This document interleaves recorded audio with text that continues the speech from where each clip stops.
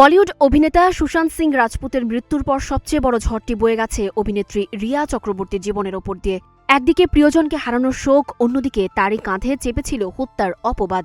এই অভিযোগে তাকে কারাবাসও খাটতে হয়েছে, যদিও পরবর্তীতে কেন্দ্রীয় তদন্তকারী সংস্থা জানায় হত্যার কোনো প্রমাণ মেলেনি। ফলে রিয়া আইনিভাবে মুক্তি পেলেও ততদিনে তার ক্যারিয়ার পুরোপুরি ধ্বংস হয়ে যায়।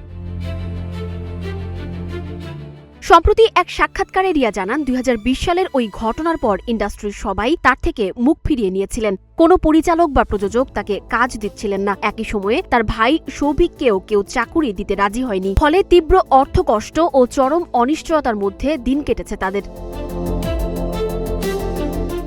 সম্প্রতি এক সাক্ষাৎকারে নিজের জীবনের অন্ধকার অধ্যায় নিয়ে মুখ খুলেছেন তিনি। নেহা ধুপিয়ার সঙ্গে আলাপকালে রিয়া স্বীকার করেন, নিজের ভাই বোনের সঙ্গে ব্যবসা করার সিদ্ধান্ত মোটেও সহজ ছিল না। তবে সেই কঠিন অন্ধকার অধ্যায় পেরিয়ে রিয়া এখন একজন সফল উদ্যোক্তা।